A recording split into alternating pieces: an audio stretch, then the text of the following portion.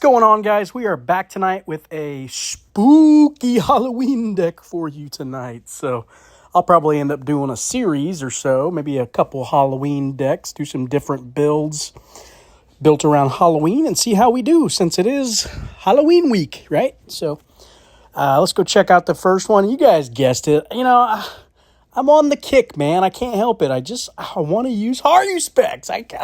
It's so fun to play. I know. Don't hate me, guys. But we did a little Halloween theme around it, which is cool. So I want to try it out and see if I could make a little Horcrux Halloween deck. So first up, we've got Aesop. When played, if you have played at least 3 Life on Land cards this game, your Arts and Culture cards, wherever they are, gain plus 18 until played. Again, we are rocking Haruspex. When played, if your deck has 5 or more Life on Land cards, which it does, and 5 or fewer Roman cards, which this counts as a Roman card, your Life on Land cards, wherever they are, lose 15 perm, and all other cards gain plus 10 perm. So essentially sacrificing these 5 Life on Land cards down here. But most of them are buffing or doing other things anyway, so we don't really care about the power on these too much, right? So this card, Halloween Pennant, when played, our horrible Halloween cards are going to get that plus 6 permanently, which is nice. Got Yellow Jacket just dinging our opponent each turn, so we're not too worried about it going to 0. We've got Chupacabra. When drawn, all cards in both players' hands lose 10, and then our opponent's going to end up losing 35 on 3 of his cards specifically. We got Pando is going to distribute all its power, 85 permanently, to all other cards in the deck. And then we've got Octopus Stinkhorn.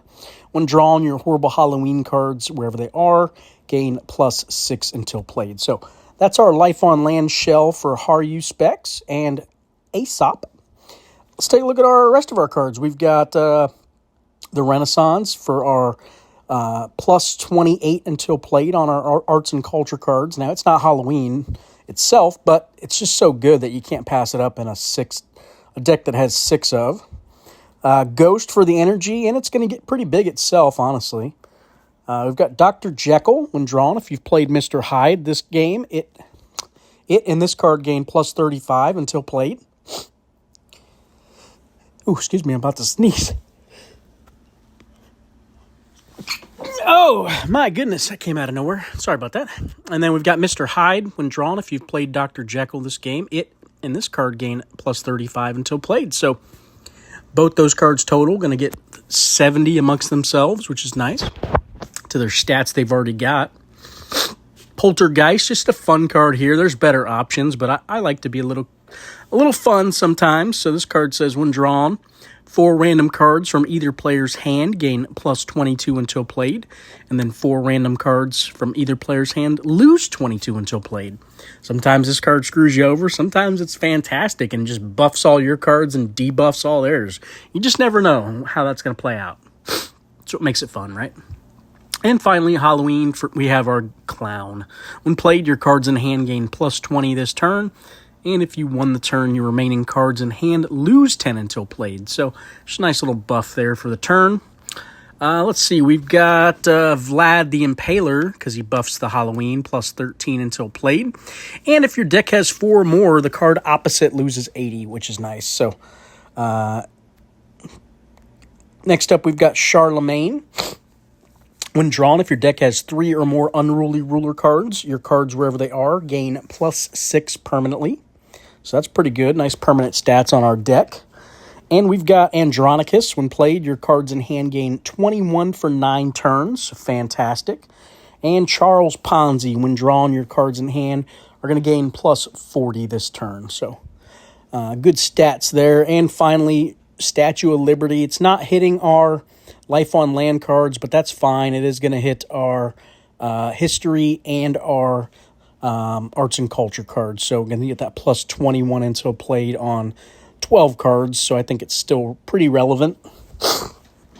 All right, let's go check out this little Halloween brew for you guys. See what we think. As always, if you guys enjoy the content, please hit that like button and that subscribe button. We've really kind of slowed down quite a bit on that front. So any of y'all that don't mind helping me out, it's definitely appreciated. Try to get some comments and some likes going so we can get our the algorithm on YouTube to pick us up a little bit better, hopefully. But all right. So let's get chatting. You guys know I love chatting on this channel, just talking about random stuff, right? So we had our son's second visit today at the neurologist, which was pretty cool.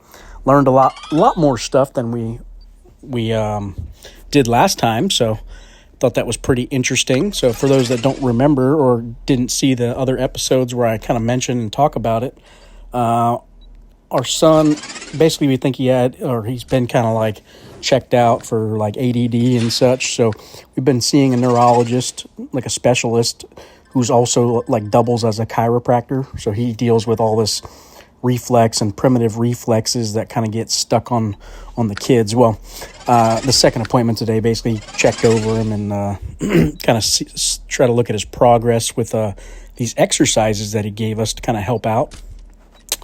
Well, let me think here. Sorry, I got distracted. So he seemed to be improving. He did pretty good on some of his tests and whatnot, better than last time. He did show signs of a couple reflexes that last time weren't present, that were somewhat present this time, which was nice. So definitely shows improvement. He did decide to do his first adjustment today, basically where he takes him back and he's, how chiropractors crack you and everything and try to get you set up. He wanted to do the neck originally today, but my son's neck is super tight, and he just didn't think without like a massage on the neck, basically, that he could get it good enough for a crack on the neck without basically hurting him. So he opted not to do that. And instead, he did an adjustment on his hips, which have been like displaced kind of since birth. Not really displaced, but what did he call it? Yeah, it was like a hip, something like that. Some type of like hip displacement where they're not like seated properly or something. Well, anyway, so he cracked one side fine, and then he went to do the left side and he was like, oh my gosh, like he was struggling to get it. Like he's like, oh, your son is like super tight on this side.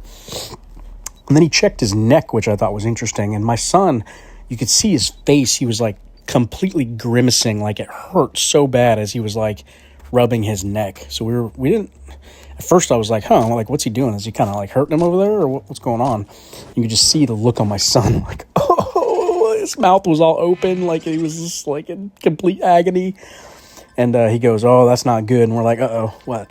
So apparently when he was like rubbing at the back of his neck, he felt a spasm, which is indicative of cervical dystonia, it's called, which basically it's like involuntary spasms that you can't control.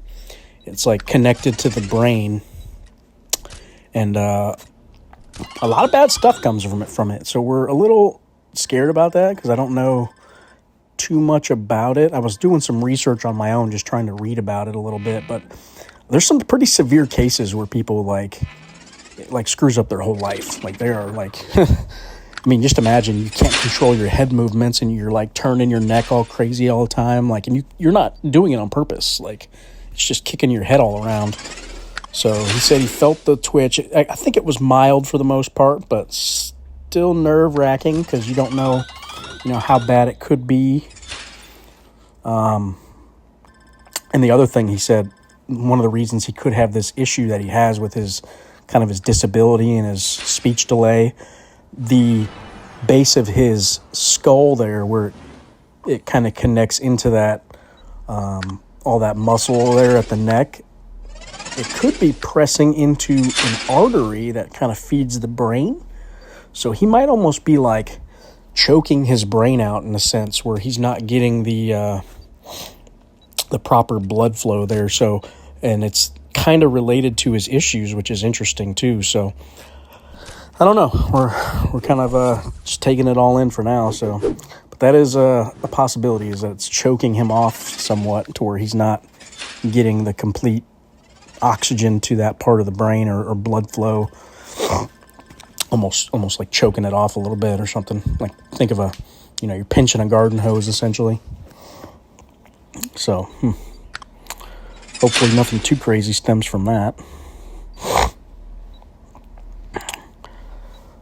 What else? So I was at work the other day scrolling through my news feed because I just been looking through news a lot, like just random stuff.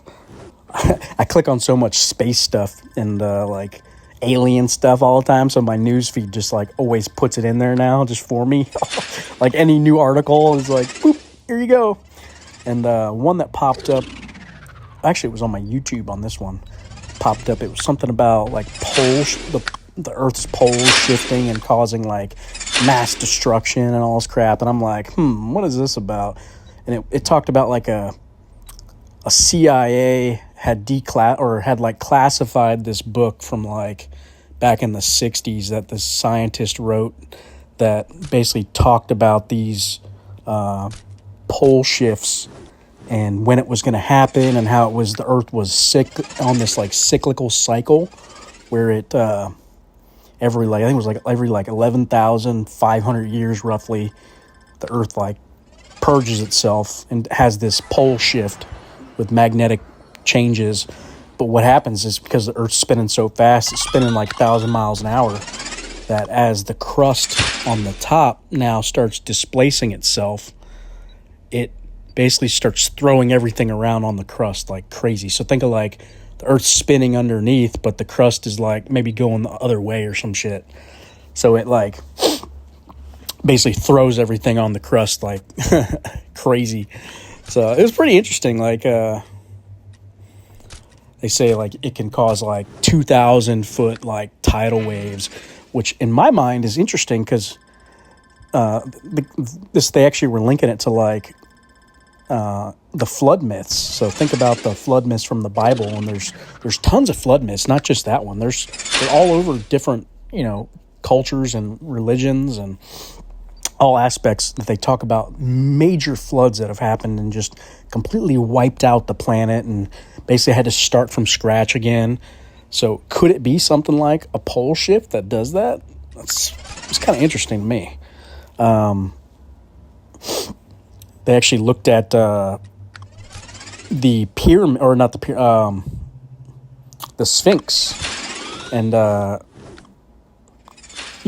they basically tried to date the Sphinx back to much older than mainstream science says, based on the water erosion on the Sphinx, which dates back to like the Ice Age was the last time that like water was like abundant in that area enough to cause erosion like it did. So I thought that was interesting that they not only are they dating the Sphinx back that old, but basically saying that there could have at one time on this planet been civilizations that are advanced like us that possibly created the Sphinx, created the pyramids, created all these objects that have, think of a huge event like the complete shift of the pole wiping out the entire planet.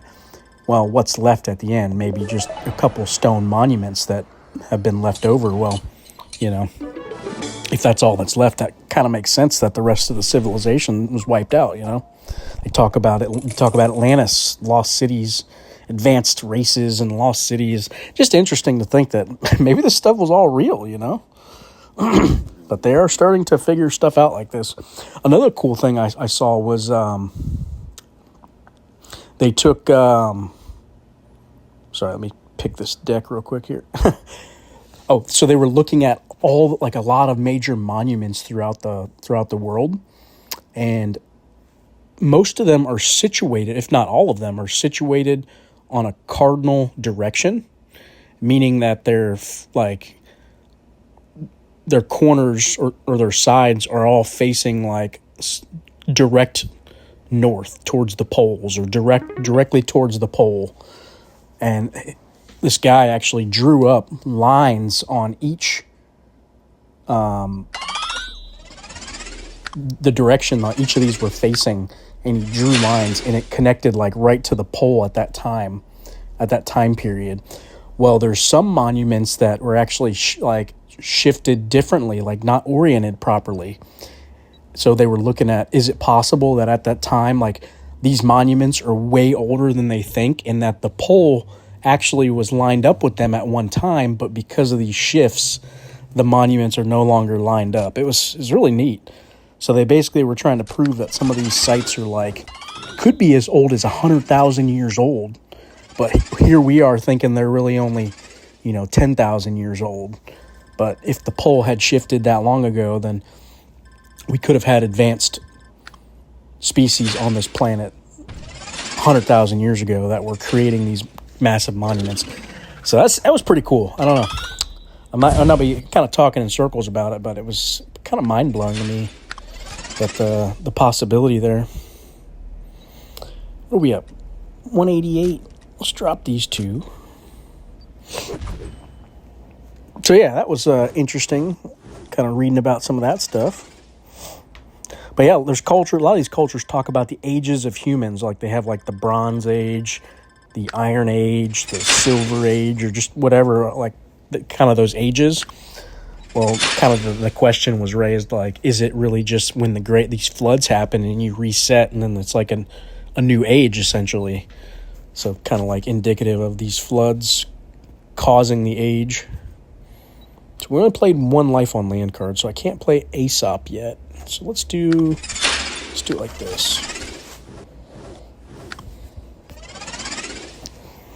Anyway, pretty cool. And then after I got done, looking up all that stuff, I saw an article I was in my actually in my meeting, 5 o'clock meeting, or 4:30 meeting, and this article pops up on my feed about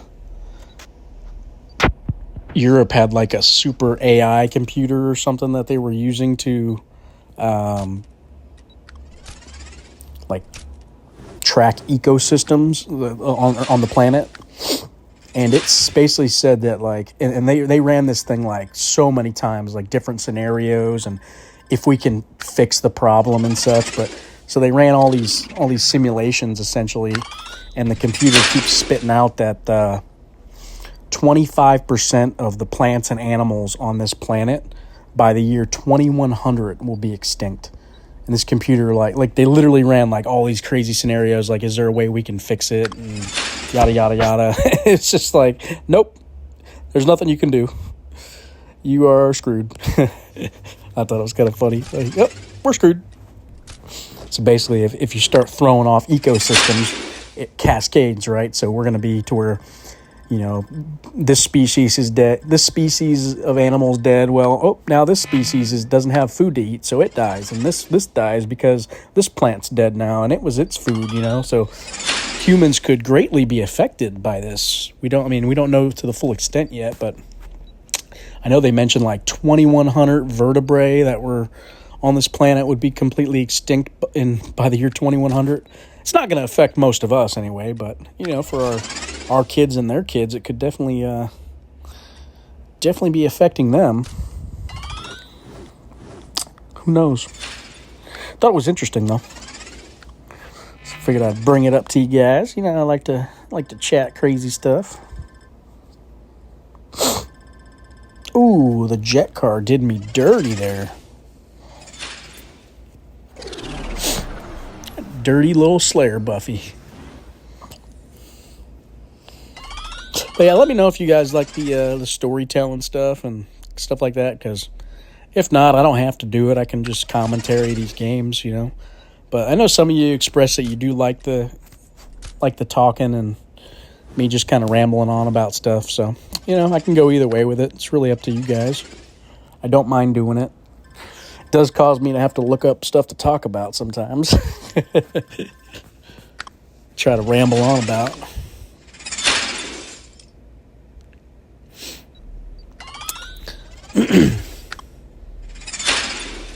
All right, we're down a little bit here. Let's see if we can pull it back with these Dr. Jekyll, Mr. Hyde here.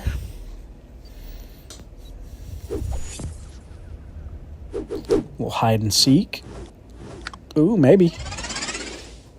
There we go.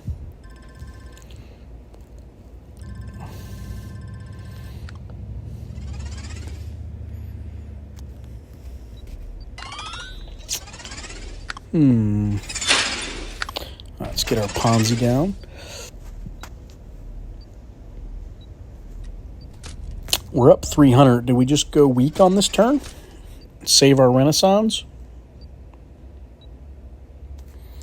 No. I think we play Renaissance because we want to get it back on if we go round 5. Prefer that over Octopus Stinkhorn.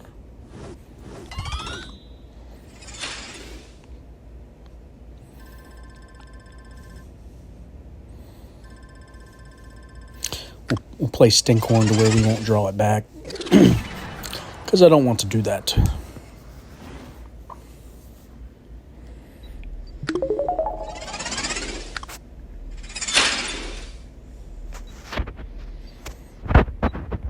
So we want you, and let's toss you down. Because we might go 5 here. It's looking like it. He's going to get that jet car down again. Probably kick my teeth in.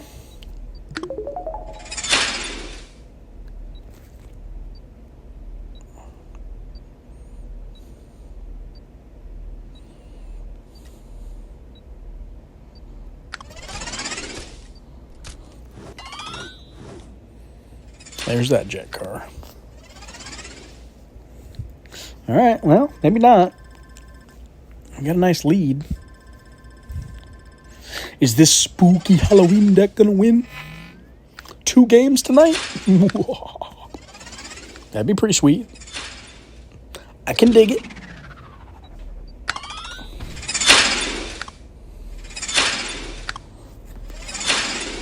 Ooh, the Poltergeist buff. That was spicy.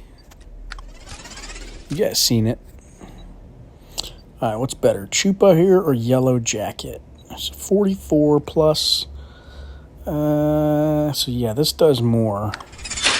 So let's do that.